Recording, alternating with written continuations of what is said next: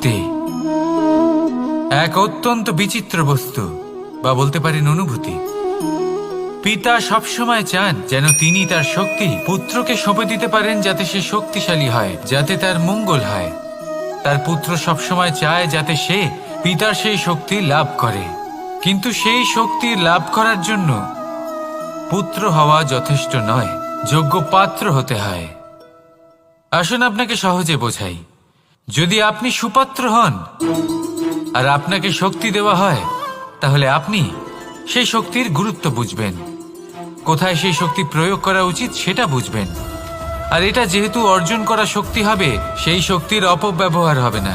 কিন্তু যদি আপনি কুপাত্র হন আর যদি আপনাকে এই শক্তি দেওয়া হয়, তাহলে কি হবে? দেখতে গেলে এই শক্তি আপনি দান হিসেবে পেয়েছেন, তাই না আপনি এই শক্তির গুরুত্ব বুঝবেন আর না এর প্রয়োগ আপনি জানবেন। তার অপব্যবহার হওয়া সুনিশ্চিত।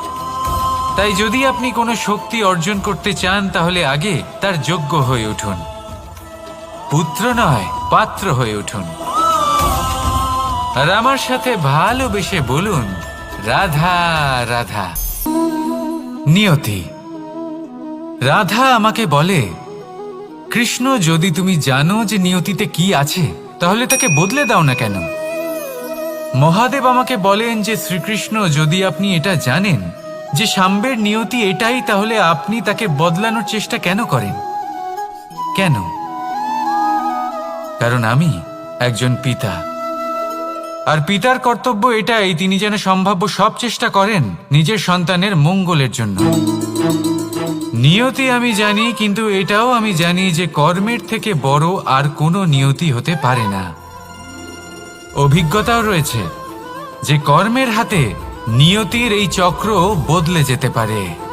তাই জীবনে যদি আপনার কখনো এমন মনে হয় যে এটা তো অসম্ভব, তখনও চেষ্টা করা কখনোই ছাড়বেন না। কে বলতে পারে আপনারই কর্মের কোনো এক বীজ হয়তো নিয়তির চাকায় আটকে গেল আর নিয়তিকে নিজের পথ পাল্টাতে হলো, ঠিক কি না? সেই জন্য নিয়তিকে ভাগ্য মেনে নিয়ে চুপ করে বসে থাকবেন না। নিজের নিয়তি স্বয়ং নিজের কর্মের দ্বারা নির্ধারিত করুন, কারণ আপনার এই কর্মের ওপরেই আপনার অধিকার রয়েছে। আর এই অধিকারকে নিয়তি অনেক সময় সম্মানও করে। তাহলে আসুন আর আমার সাথে ভালোবেসে বলুন, রাধা রাধা। শক্তি। শক্তি অর্জন করা এতটা কঠিন নয় যতটা শক্তি লাভ করার পরে সেই শক্তি সামলানো কঠিন হয়। কারণ যেই মানুষ শক্তি লাভ করে তার মনে গর্ববোধ জন্মায়, জন্মায় অহংকার, জন্মায় জেদ। তাই শক্তি প্রাপ্ত করার সাথে বিনম্র থাকাও অত্যন্ত আবশ্যক। আর এটা আমাদের শেখা উচিত বৃক্ষের থেকে। বৃক্ষ যা আমাদের ফল দেয়, বৃক্ষ যা যত ফল দেয় ততটাই ঝুঁকে যায়। আমরা পাথর মারি ওই বৃক্ষের থেকে ফল প্রাপ্ত করার জন্য। সেই পাথরের মার সহ্য করেও বৃক্ষ আমাদের ফল দেয়। কোনো গর্ববোধ নেই, কোনো অহংকার বোধ নেই। আর সেই জন্য এই বৃক্ষের পুজো করা হয়। এটাই হলো মাহাত্ম্য শক্তির সাথে বিনম্রতার। যদি এই শক্তি সৃজন করে থাকে, সাহায্য করে থাকে, সম্বল হয়ে থাকে, তবেই সেই শক্তি উপযুক্ত। আর নয়তো সেই শক্তি একদিন আপনাকে আসক্ত অবশ্যই করবে। তাহলে শক্তি অবশ্যই অর্জন করুন, কিন্তু তার সাথে সেই শক্তি সামলানোর মতো বিবেকও আপনাকে অবশ্যই জাগ্রত করতে হবে। তাহলে আসুন আমার সাথে ভালোবেসে বলুন, রাধা রাধা। অহংকার। অত্যন্ত বলশালী হয় এই অহংকার, মানুষকে কখনো নত হতে দেয় না। অদ্ভুত ব্যাপার, এই অহংকার যা মানুষকে কখনো নত হতে দেয় না, সেটাই তার পতনের কারণও হয়ে দাঁড়ায়। যেখানে মানুষ এটা ভাবতে শুরু করে যে শুধুমাত্র সেই যোগ্য, সেখান থেকেই তার পতনের আরম্ভ, ঠিক কিনা? দেখুন, যদি কোনো মানুষ এটা ভাবে যে আমি সব কিছু করতে পারি, তাহলে তা হলো বিশ্বাস। কিন্তু যদি সে এটা ভাবতে থাকে যে শুধুমাত্র আমি এই কাজ করতে পারি, তাহলে তা হলো সেই ব্যক্তির অহংকার, আর এটা আপনাকে বিনাশের দিকে অবশ্যই নিয়ে যাবে। মনে রাখবেন, যখন আমি আর শুধুমাত্র এই দুই এক হয়ে যায়, সেখান থেকে আপনার পতনের সূত্রপাত হবেই। তাই আপনি কখনোই এই অহংকারের চক্রব্যূহে ফেঁসে যাবেন না। বিশ্বাস রাখুন নিজের ওপর এবং অন্যের ওপরও, আর মনে রাখবেন বিশ্বাসের মধ্যে বিশ্বের প্রত্যেকটা বস্তু বসবাস করে। তাই এই অহংকারকে ত্যাগ করে ফেলুন আর আত্মবিশ্বাসের ওপর মনোসংযোগ করুন, আর আমার সাথে ভালোবেসে বলুন রাধা রাধা। কথায় আছে, প্রত্যেক পুত্র তার পিতার প্রতিচ্ছবি হয়, আর সমস্ত প্রতিচ্ছবি চায় যেন সে তার অস্তিত্ব প্রাপ্ত করতে পারে। পুত্র চায় সে যেন তার পিতার মতো হয়, বা কখনো কখনো তার থেকেও শ্রেষ্ঠ হয়। সেটা কোনো অনুচিত ব্যাপার নয়। অনুচিত তখন হয় যখন পুত্র নিজের পিতার মতো হবার স্বপ্ন পূরণ করতে গিয়ে বা তার থেকেও শ্রেষ্ঠ হওয়ার স্বপ্ন পূরণে অনুচিত পথের আশ্রয় নেয়। কারণ তারপরে সে তার পিতার গুণগুলি আত্মসাৎ করতে চায় না। সে শুধুই এটা চায় যে সংসারের চোখে যেন আমি শ্রেষ্ঠ প্রমাণিত হই। এটা অনুচিত। সংসারে এমন অনেক মানুষ আছেন যারা এই কারণে শ্রেষ্ঠ হবার চেষ্টা করেন যাতে তার পরিবারের তার পিতার সম্মান বৃদ্ধি পায়। এমনও মানুষ থাকেন, আর এটাই হলো পার্থক্য উদ্দেশ্যের। মনে রাখবেন, যদি আপনার উদ্দেশ্য শুভ হয় তাহলে পথও শুভ হবে, যদি আপনার উদ্দেশ্য অশুভ হয় তাহলে পথও অশুভ হবে। তাহলে নিজের পিতার মতো হবার চেষ্টা অবশ্যই করুন, তার থেকেও শ্রেষ্ঠ হওয়ার চেষ্টা অবশ্যই করুন, কিন্তু মনে রাখবেন আপনার সংকল্প আর আপনার উদ্দেশ্য এই দুই শুভ হওয়া উচিত। তাহলে আসুন আর আমার সাথে ভালোবেসে বলুন রাধা রাধা। মানুষ নিজের জীবনে ঈশ্বরকে খুব মান্য করে, ওনার জন্য কি না করে। ভিন্ন ভিন্ন নামে তাকে স্মরণ করে, তাকে পুজো করে, তার আরাধনা করে। সে জানে যে ঈশ্বর তাকে শক্তি অবশ্যই দেবেন, তাকে সাহায্য অবশ্যই করবেন। কিন্তু যখন প্রশ্ন আসে গুরু এবং ঈশ্বরের, তখন গুরুর মান কখনো কম হওয়া উচিত নয়। কারণ সত্যি বলতে কি, গুরুই হলেন সেই সিঁড়ি যা বেয়ে আপনি ঈশ্বরের কাছে পৌঁছানোর পথ খুঁজে পাবেন। সেই পথ আপনি গুরুর থেকেই পাবেন। গুরু না থাকলে আপনি কখনো ঈশ্বর লাভ করতেই পারবেন না। আর জীবনে অনেক সময় লক্ষ্যের থেকেও অনেক বেশি গুরুত্বপূর্ণ হলো পথ। তাই এই পথের সম্মান করতে শিখুন, অর্থাৎ গুরুকে সম্মান করতে শিখুন, কারণ গুরুই হলেন পরমেশ্বর। তাহলে আসুন আর আমার সাথে ভালোবেসে বলুন রাধা রাধা। আপনার জীবনে আপনার প্রকৃত বন্ধু আসলে কে? আপনার সব থেকে শ্রেষ্ঠ মিত্র আসলে কে? তিনি যিনি সময় এলে পরে আপনাকে সাহায্য করেন, নাকি তিনি যিনি সময় এলে পরে আপনাকে অর্থ দেন? দেখুন, আমরা হলাম মানুষ, আমাদের জীবনে লেনদেন চলতেই থাকে। এটা আমাদের জীবনের অভিন্ন অংশ। কিন্তু অনেক সময় এমন হয় যে আমরা তাকেই নিজের প্রকৃত বন্ধু বলে মনে করি যিনি আমাদের একটা বহুমূল্য উপহার দেন, ঠিক কিনা? এবার আপনার জীবনে সেই বহুমূল্য উপহার কোনটা, ওই অমূল্য মিত্র আসলে কে, সেই সিদ্ধান্ত হলো আপনার। কিন্তু যদি আপনি আমাকে জিজ্ঞেস করেন, তাহলে আমার মতে স্বর্ণ, হিরে, মুক্ত, ধন এগুলো বহুমূল্য নয়। বহুমূল্য হলো সঙ্গ, যখন আপনি একা হয়ে যাবেন, সময়, যখন আপনার তাকে প্রয়োজন হবে, সমর্পণ, যখন আপনার বিশ্বাসের প্রয়োজন পড়বে। যে মানুষ আপনার প্রতি এই 3 গুণ প্রদর্শন করেন, যিনি আপনার কঠিন সময়ে আপনাকে অবশ্যই সঙ্গ দেবেন, যখন আপনার প্রয়োজন পড়বে আপনাকে অবশ্যই সময় দেবেন, আপনার প্রতি সম্পূর্ণ সমর্পিত থাকবেন, সেই হলো আপনার আসল মিত্র, সেই হলো আপনার প্রকৃত বন্ধু। কারণ সত্যি বললে বন্ধুত্বের অর্থই হলো নিজেকে সম্পূর্ণরূপে কারোর কাছে সমর্পণ করে দেওয়া। তাই আপনার সেই বন্ধুর জন্য নিজের প্রাণ উজাড় করে দিন আর ভালোবেসে বলুন, রাধা রাধা। মানুষ জীবনে 3টে কাজ অবশ্যই করে থাকে। কিছু দান করে, কিছু গ্রহণ করে, আর কিছু ত্যাগ করে দেয়। এটাও ভাবতে থাকে যে এটা করলে কিভাবে করবে। দেবার জন্য পর্যাপ্ত ধন নেই, নেবার জন্য সংসারে অত স্নেহ নেই, আর ত্যাগ করার জন্য জীবনে এত সুখই নেই, তাহলে কিভাবে করবে? আসলে আমরা বস্তুগত চাহিদা অর্জনে এত ব্যস্ত হয়ে পড়ি যে আমরা বুঝতেই পারি না যে কি নেবার আছে, কি দেবার আছে, আর কি ত্যাগ করার আছে।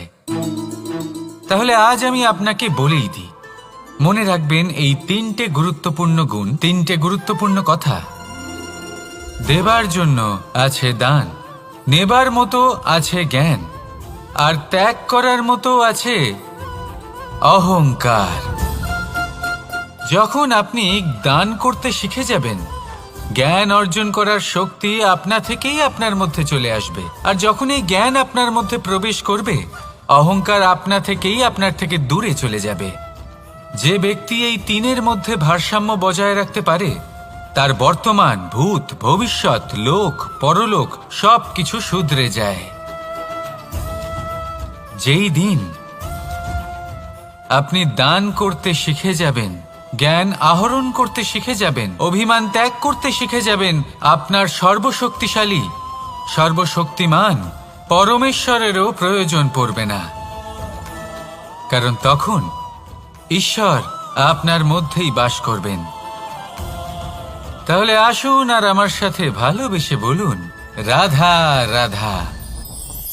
জীবনে অনেক সময় সমস্যা আমাদের চারদিক থেকে ঘিরে ফেলে। এই সমস্যা নানান ধরনের হতে পারে। আর্থিক সমস্যা হতে পারে, পারিবারিক সমস্যা হতে পারে, কোনো সম্পর্ক নিয়ে সমস্যা হতে পারে, কখনো কোনো দৈনিক সমস্যা হতে পারে, কখনো কোনো দ্বন্দ্ব হতে পারে, অনেক সমস্যা হতে পারে। কিন্তু যখনই কোনো সমস্যা আসে, আমাদের মনে তার জন্য একটা উত্তর অবশ্যই থেকে থাকে, যা আমাদের অন্তরে রয়েছে। একে আমরা বলি আত্মা। আত্মা হলো পরমাত্মারই রূপ, আর পরমাত্মা তা কখনোই কিছু অনুচিত চাইবে না, তাই তো? এই আত্মা খুব ভালো করে জানে যে কোনটা উচিত আর কোনটা অনুচিত। যদি আসল বিষয়ের কথা বলি, তাহলে আপনাকে নিজের মনকে বুঝতে হবে। কারণ আত্মা তো পরমাত্মা থেকেই আসে। কিন্তু এই মন মানুষ জন্ম থেকেই প্রাপ্ত করে, যার বিকাশ হয় এই সংসারকে দেখে। যেদিন আপনার এই মন আর আপনার এই আত্মা, এই দুই এক হয়ে যাবে, আত্মসাৎ হয়ে যাবে, সেদিন আপনার জীবনে না কোনো সমস্যা থাকবে, না কোনো ঝঞ্ঝাট থাকবে, না কোনো সংকট থাকবে। কারণ আপনার কাছে সেই সমস্ত সমস্যার, সমস্ত বিপদের সমাধান থাকবে, আর তাও আপনারই অন্তরে। তাহলে আসুন আর আমার সাথে ভালোবেসে বলুন, রাধা রাধা। ভক্তি আর শক্তি, এই দুইয়ের মধ্যে সম্পর্ক অত্যন্ত সরল। মানুষ ভক্তি করেন যাতে তিনি শক্তি লাভ করতে পারেন, আর শক্তি লাভ করার পরে ভক্তিভাব ভুলে যান, আর শক্তির প্রতি আসক্তিতে মত্ত হয়ে যান, আর সেখান থেকেই তার বিনাশ শুরু হয়। কেন? কারণ ভক্তির দ্বারা প্রাপ্ত শক্তি অন্য কারোর হিতের জন্য ব্যবহার করতে হয়, অন্য কারোর মঙ্গল করার জন্য ব্যবহার করতে হয়, কারোর বিনাশের জন্য নয়। এবার যদি আমি আপনাদের একটা উদাহরণ দিয়ে বোঝাই, তাহলে কোদাল দিয়ে আমরা মাটি কোপাতে পারি, একটা গর্ত খুঁড়তে পারি, যাতে একটা নতুন বৃক্ষ জন্ম নিতে পারে। একটা বৃক্ষ যা অন্য জীবকে ফল প্রদান করবে, যাত্রীদের ছায়া প্রদান করবে। কিন্তু এই কোদালের ব্যবহার যদি আমরা অন্য কারোর ক্ষতি করার জন্য করি, তাহলে ক্ষতি শুধুমাত্র আমাদেরই হবে।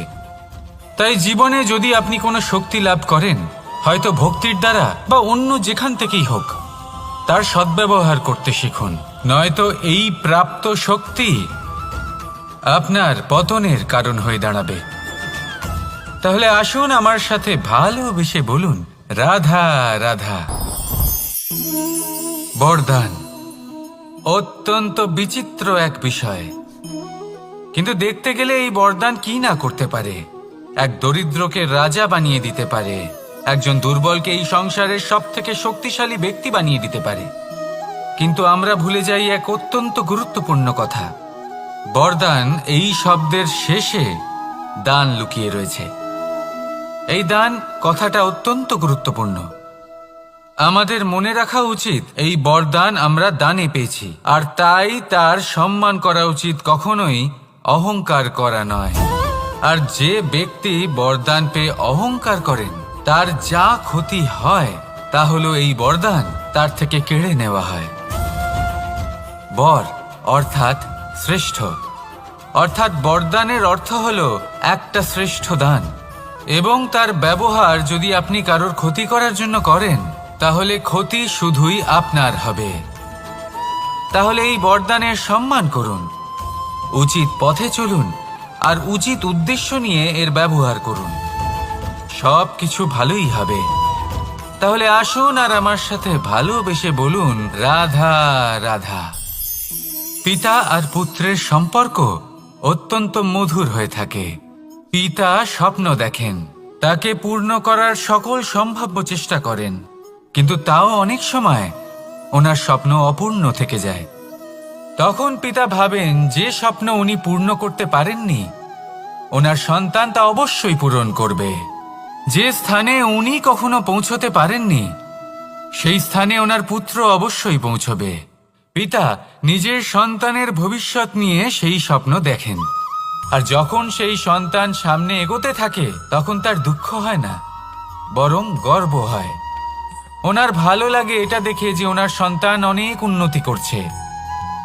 কিন্তু যখন সন্তান নিজের অভিভাবকের শক্তি দেখে, তার যশ দেখে হিংসা করতে থাকে, সমস্যা সেইখানেই শুরু হয়। সেই জন্য সকল সন্তানকে এটা মনে রাখতে হবে, দেখুন, পুত্র হবার সুবাদে, এক সন্তান হবার সুবাদে এটা হলো আপনার অধিকার যে আপনি আপনার পিতার থেকে বেশি উন্নতি করবেন। আপনার পিতাও এটাই চান, কিন্তু সুস্থভাবে এটা করুন। একটা রেখা টেনে নিন যাতে আপনি তাতে এগোতে পারেন আর আপনার পিতার তাতে গর্ববোধ হয়, আর সেই বিষয়ে দুঃখ না হয় যে আমার সন্তান আমাকেই ছোট করার চেষ্টা করছে। ইতিহাস সাক্ষী রয়েছে, যে মানুষ অন্য কাউকে ছোট করার চেষ্টা করেছেন সেই মানুষই ছোট হয়ে গেছেন। আর আমার মনে হয় না আপনি এটা চান, কারণ কোনো একদিন আপনিও কারোর পিতা হবেন। আসুন আমার সাথে ভালোবেসে বলুন রাধা রাধা। সাথী, সাথী এই শব্দটির ব্যাখ্যা কে কিভাবে করে? মিত্র, সখা, বন্ধু, কিন্তু অর্থ একটাই। তিনি যিনি আপনার সঙ্গী হন আর তিনি যার সাথী আপনি হন। এবার সব থেকে বড় প্রশ্ন হলো এটাই যে তিনি কে হতে পারেন যাকে আপনি আপনার সাথী বলে মেনে নিতে পারেন, নিজের সখা, নিজের মিত্র, নিজের বন্ধু মেনে নিতে পারেন। আপনার সাথী হলেন তিনি যিনি দুঃখের সময় আপনার পাশে থাকবেন, আপনার হাত ধরে থাকবেন। আপনার সাথী হলেন তিনি যার হাত আপনি নিজের সুখের দিনে ধরে থাকবেন। সেই সাথীরই হাত ধরুন যিনি দুঃখে সবসময় আপনাকে সাহায্য করার জন্য তৎপর হয়ে থাকেন, আপনার পাশে থাকেন, আর যাকে সুখের দিনে আপনি আপনার সাথে রাখতে পারেন। আর যখন আপনার সাথে আপনার এই সাথী থাকবে তখন আপনি এটা বুঝবেন যে যখন জীবনে দুঃখ আসে তখন এই দুঃখ কমে যায়, সবার মধ্যে ভাগ হয়ে যায়। আর যদি তখন সুখ আসে তাহলে সেটা সবার উপস্থিতিতে আরো বেড়ে যায়। এটাই হলো প্রেম, এটাই হলো ভালোবাসা, এটাই হলো সঙ্গ, যেমন সম্পর্ক আমার আর রাধার মাঝে। তাহলে আসুন আর আমার সাথে ভালোবেসে বলুন রাধা রাধা। আমাদের মনে যখন কোনো প্রশ্ন ওঠে, কোনো দ্বন্দ্ব জাগে, তখন আমরা যাই আমাদের গুরুর কাছে, আমাদের আরাধ্যের কাছে গিয়ে জিজ্ঞেস করি। এইভাবেই একদিন আমি পৌঁছলাম আমার আরাধ্যের কাছে, আমার মহাদেবের কাছে, আর ওনাকে প্রশ্ন করলাম যে মহাদেব, জীবনে আনন্দ পাওয়ার, উৎসব পালনের, প্রেম ভাগ করে নেবার, জীবনকে উপভোগ করে নেওয়ার সর্বশ্রেষ্ঠ সময় কোনটা?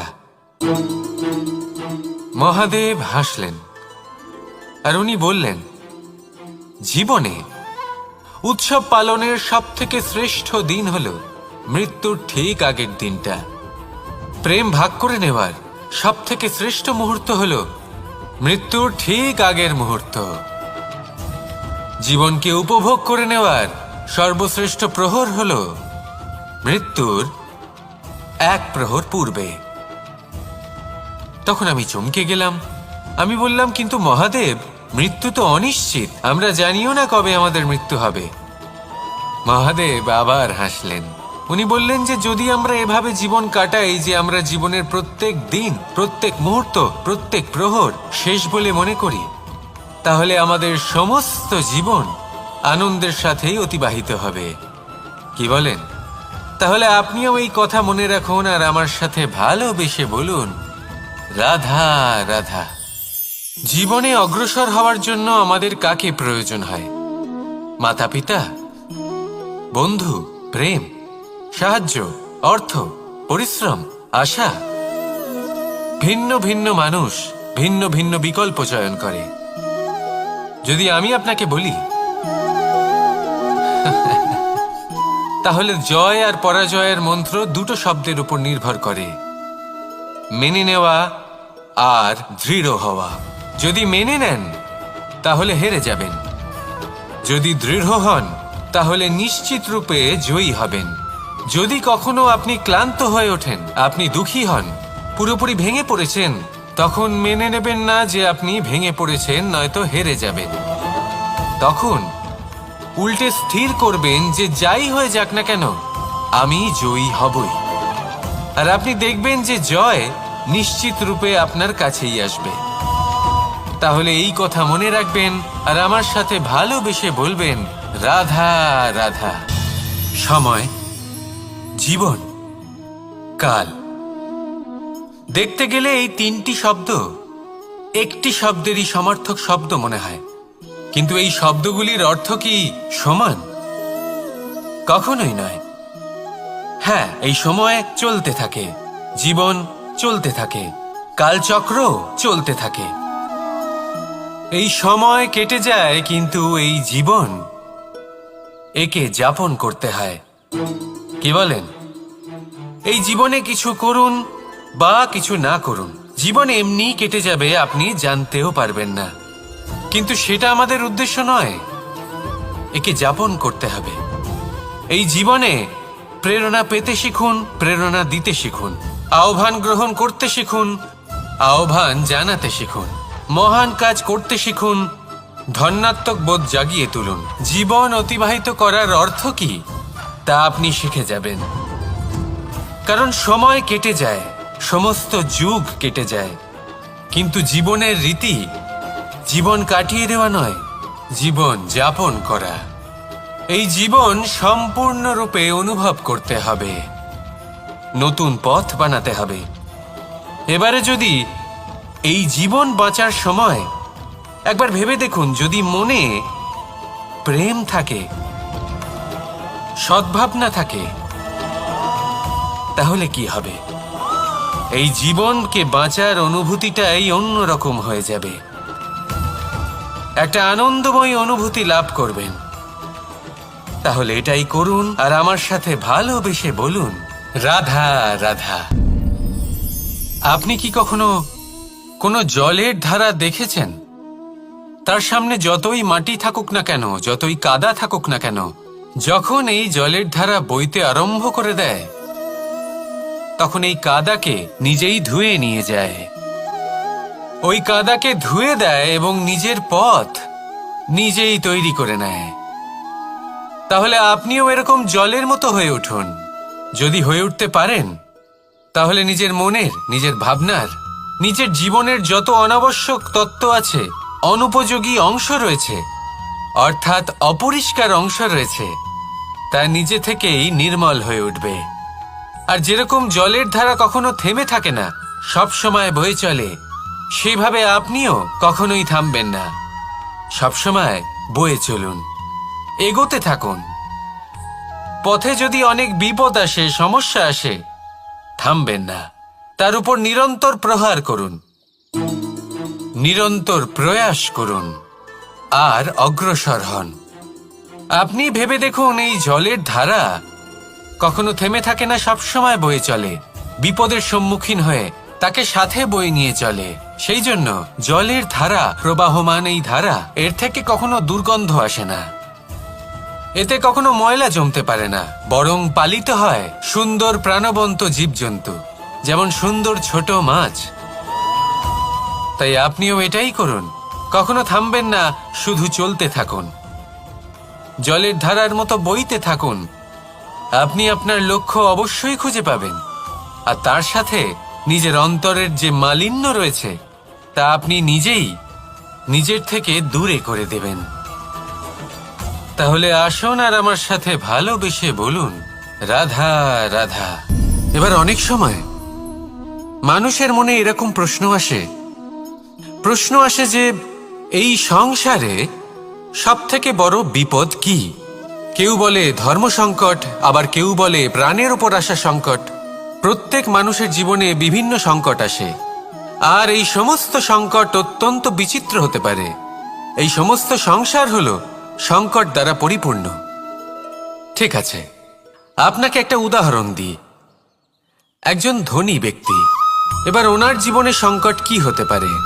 সংকট এটাই যে কেউ তার সম্পত্তি চুরি না করে নেয়, আমরা বুঝতে পারছি। এবার একজন চোর, তার জীবনে সংকট কি হতে পারে? যে চুরি করার সময় সে যদি তার একটা কাশি চাপতে না পারে, তাহলে সে ধরা পড়ে যেতে পারে, ঠিক কিনা? আবার অনেক সময় এমনও হয় যে যার জন্য আমি সংকট, সেও আমার কাছে সংকট। যেমন এই পরিস্থিতিতে দেখুন, সংকট হলো সংকট, এ তো জীবনে থাকবে, কিন্তু এর সম্মুখীন কিভাবে হওয়া যায়? খুব সরল, সব এটার ওপর নির্ভর করে, মনের ওপর। এই মনকে নিয়ন্ত্রণ করলে সব ঠিক থাকবে। এবার যদি ধনী ব্যক্তি মনকে নিয়ন্ত্রণ করে ফেলেন, নিজের অর্থের ব্যবহার শুভ কাজের জন্য, সমাজের সেবার জন্য বিকাশ করতে করেন, ওই অর্থকে একত্রিত করে না রাখেন, তাহলে চুরির সমস্যা, এই সংকট সেখানেই কেটে যাবে। এবার যদি কথা বলি সেই চোরের, তাহলে চোর যদি নিজের মনকে সংযত করে নেয়, যদি নিজের কর্মকে নিয়ন্ত্রণ করতে পারে, তাহলে এমন কোনো স্বর নেই যা ওকে ধরা পড়তে বাধ্য করবে। সেই জন্য জীবনে সংকট যতই আসুক, যত বড়ই সংকট আসুক না কেন, কবচ হলো একটাই, আর এই কবচের নাম হলো আত্মনিয়ন্ত্রণ। নিজের মনকে নিয়ন্ত্রণে রাখতে শিখুন। এটা নিজের জীবনে প্রয়োগ করে তো দেখুন। যদি আপনি করতে পারেন, তবে আপনি দেখবেন যে সংকট তো জীবনে আসা যাওয়া করে, কিন্তু সেই সংকটগুলির সম্মুখীন আপনি এইভাবে করতে পারবেন। তাহলে সেটাই করুন, আর আমার সাথে ভালোবেসে বলুন, রাধা রাধা। এই দড়িটা দেখুন, ছোট ছোট রেশম দ্বারা তৈরি, এটা সরু সুতো দ্বারা তৈরি হয়েছে এটা, আর এ অত্যন্ত কোমলও বটে। আর আপনি চাইলে এটা সোজাও করে দিতে পারেন, আর চাইলে এটা বেঁকিয়েও দিতে পারেন, আর যদি চান তাহলে এটা গোল গোল করে বেঁধে কোথাও রেখেও দিতে পারেন। এবার এই কোমল দড়ি যদি কোনো নিষ্ঠুর কঠিন পাথরে বারংবার জড়িয়ে দেওয়া হয়, তাহলেও তাকেও কাটতে পারে, নিজের ছাপ ছেড়ে যেতে পারে, সেটার আকারও বদলে ফেলতে পারে। এবার এর কারণ কি? এর কারণ হলো অভ্যাস আর নিরন্তর প্রচেষ্টা। যদি আপনিও চেষ্টা করেন আর নিরন্তর কর্ম করে যান, তাহলে আপনার প্রারব্ধ পাথরের মতো কঠিনই হোক না কেন, তাতে ভাঙন ধরিয়েও আপনি নিজের লক্ষ্যে অবশ্যই পৌঁছতে পারবেন। একটা গুরুত্বপূর্ণ কথা মনে রাখবেন, সুকর্মের অভ্যাস আর নিরন্তর প্রয়াস, এই হলো সাফল্যের মন্ত্র। তাহলে জীবনে এই মন্ত্র আনুন আর আমার সাথে ভালোবেসে বলুন, রাধা রাধা। বসন্ত ঋতু, এই সময় মন আনন্দে ভরে থাকে। এমন মনে হয় যেন আমরা আকাশে বিচরণ করতে চলে যাই, কিন্তু সেটা তো সম্ভব নয়। সেই জন্য হয়তো আমরা ঘুড়ি ওড়াই, এই ঘুড়িকে নিজেদের প্রতিরূপ মনে করে। এবার অনেক মানুষ আছেন যারা ঘুড়ি ওড়ান, কিন্তু এই কর্মের সারমর্ম কি সেটা কজন বুঝতে পারেন? আপনি এটা মনে করুন যে আপনি হলেন সেই ঘুড়ি, আর এই সুতো যিনি ধরে রয়েছেন তিনি হলেন পরমাত্মা। আর এই সুতো যেখান থেকে শুরু হয় সেই লাটাই হলো আমাদের কর্মচক্র। এবার আপনি নিজেই অনুমান করুন যে এই উড়ান কার ওপর নির্ভরশীল, পরমাত্মার ওপর আর আপনার কর্মের ওপর।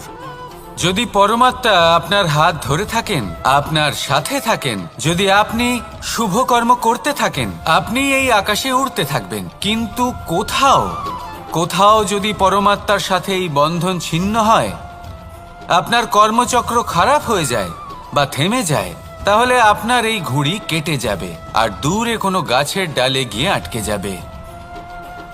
তাই শুধুমাত্র ঘুড়ি ওড়াবেন না, তার থেকে শিখুন, পরমাত্মার সাহচর্যে থাকুন, সবসময় শুভ কর্ম করতে থাকুন আর সবসময় এই আকাশে উড়তে থাকুন। আসুন আর আমার সাথে ভালোবেসে বলুন, রাধা। এই ব্রহ্মাণ্ড কত বৃহৎ, তাই না? যার সম্মুখে এই পৃথিবীকেও একটা বিন্দুর মতো মনে হয়।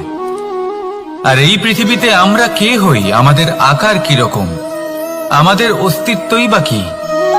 যখন আমরা এভাবে ভাবি তখন মনে হয় আমরা কিছুই নই। তা আমরা যখন কিছুই নই, তাহলে আমরা এত চিন্তা করি কেন?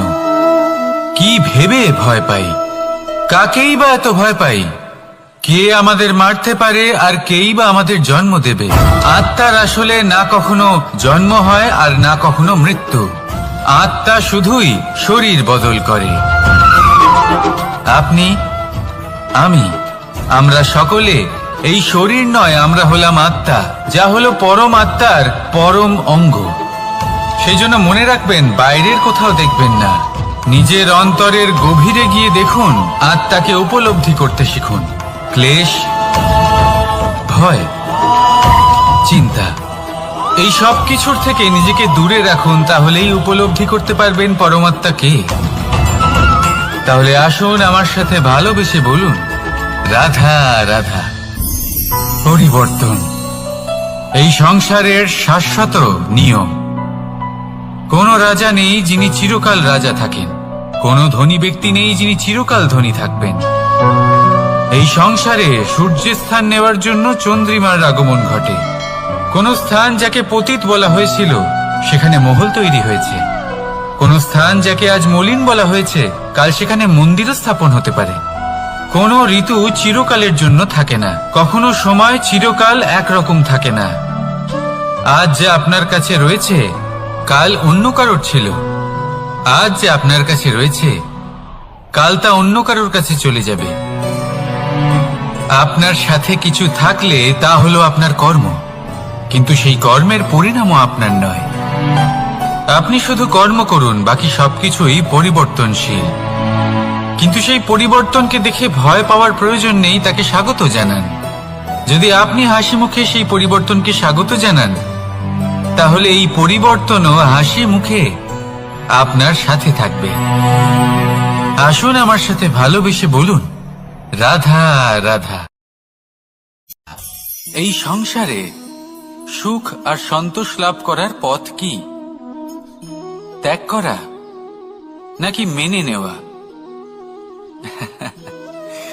এটা হলো একটা ধাঁধার সমান, আর যে বুঝতে পারে তার কাছে এক মিত্রের সমান।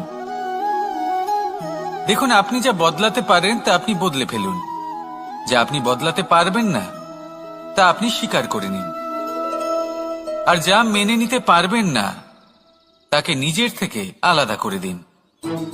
ধরুন, আপনার কোনো অভ্যেস আছে যা আপনি বদলাতে চান, বদলে ফেলুন। যদি কোনো সমস্যা থাকে যা বদলানো আপনার হাতে নেই, তা স্বীকার করে নিয়ে তার সাথে পথ চলা শুরু করে দিন। যদি কোনো আবেগ থাকে, পরিস্থিতি থাকে বা কোনো বস্তু থাকে যা আপনি মানতেই পারছেন না, কোনোদিনও মানতে পারবেন না, তাকে নিজের থেকে আলাদা করে দিন। একেও সন্ন্যাস বলা হয়। জীবনে সুখ দুঃখ, ক্ষয় হোক বা লাভ, এই সবেতেই সমান রূপে যাপন করা, তাই হলো সন্ন্যাস। এতেই জীবনের আনন্দ রয়েছে। তাহলে এই আনন্দ উপভোগ করুন আর আমার সাথে ভালোবেসে বলুন, রাধা রাধা। আজ আমি আপনাকে একটা কাহিনী শোনাবো। একটা খাড়াই উঁচু পাহাড় ছিল, যা বেয়ে ওঠা প্রায় অসম্ভব কাজ ছিল। এবার একদিন কয়েকটা ব্যাঙ এলো আর তা বেয়ে উঠতে শুরু করলো। আস্তে আস্তে প্রত্যেকটা ব্যাঙ মিলে লাফিয়ে লাফিয়ে ওপরে ওঠার চেষ্টা করছিল। নিচে কিছু পশু দাঁড়িয়েছিল যারা বলছিল, এটা তো অসম্ভব ব্যাপার, এই ব্যাঙগুলো উঠতেই পারবে না, সকলে পড়ে যাবে। আর তারপর ধীরে ধীরে সমস্ত ব্যাঙ নিচে পড়তে থাকলো। শেষ পর্যন্ত একটাই ব্যাঙ ছিল যে শিখরে পৌঁছতে পারল। জানেন সে কেন পারল? কারণ সেই ব্যাঙ বধির ছিল। সে কারোর কথা শোনেনি। ও স্থির করেছিল শিখরে পৌঁছতে হবে আর পৌঁছে গেল। এবার এটা কিন্তু আমাদের জন্য অত্যন্ত গুরুত্বপূর্ণ শিক্ষা। আপনি যদি জীবনে নিজের লক্ষ্য স্থির করে থাকেন, তাহলে এদিক ওদিক কারোর কথা শুনবেন না, শুধুই নিজের লক্ষ্যের দিকে অগ্রসর হন। কারণ সাফল্য আপনার প্রচেষ্টার দ্বারাই আপনি পেতে পারেন, অন্যের কথা দ্বারা নয়। তাহলে চেষ্টা করতে থাকুন আর নিজের লক্ষ্য প্রাপ্ত করুন। আর আমার সাথে ভালোবেসে বলুন, রাধা রাধা। এই সূচটা দেখুন, কতটা গুরুত্বপূর্ণ এই সূচ। ওর কতটা ভূমিকা রয়েছে, ও কত রকম ভাবে সাহায্য করতে পারে আমাদের। এর সাহায্যে যদি আপনি চান, তাহলে এক সাধারণ কাপড়কে আপনি পোশাকে পরিবর্তিত করতে পারেন। আপনি যদি চান, তাহলে অনেক ফুল একসাথে নিয়ে একটা মালা বানিয়ে ফেলতে পারেন বা অলংকার বানিয়ে ফেলতে পারেন। এর সাহায্যে আপনি বাড়িও সাজাতে পারেন। এ হলো অত্যন্ত গুরুত্বপূর্ণ জিনিস। কিন্তু আপনি ভাবুন, যদি এই সূচে এই ছিদ্রই না থাকে, যদি এর সাথে এই সুতোই না জোড়া যায়, তখনও কি এটা এতটাই গুরুত্বপূর্ণ থাকবে? কখনোই না। তখন এটাকে কাউকে কষ্ট দেওয়ার কাজে লাগানো যেতে পারে। দেখুন, একটা অত্যন্ত গুরুত্বপূর্ণ কথা আপনাকে মনে রাখতেই হবে। যে কোনো বস্তু একা তার গুরুত্ব হারিয়ে ফেলে, কোনো কিছুর সাথে তার সম্মান বেড়ে যায়, তার গুরুত্বও বেড়ে যায়। এটা মানুষের ক্ষেত্রেও প্রযোজ্য। যদি আপনি সামনে এগোতে থাকেন এবং একাই এগোতে থাকেন, তাহলে আপনি যাই করে নিন না কেন, আপনি সেই প্রেম, সেই সম্মান, সেই সম্বল পাবেন না। কাউকে নিজের সাথে নিয়ে চলুন, আপনারও মান বাড়বে। কাউকে তার যোগ্য স্থান দিন, আপনারও সম্মান বাড়বে। ঠিক সেইভাবেই যেইভাবে এই সুতোর দ্বারা সূচের সম্মান বাড়ে, আর যেমন প্রেম দ্বারা গুণের মান বেড়ে যায়। তাহলে আসুন আর আমার সাথে ভালোবেসে বলুন, রাধা। উপহার।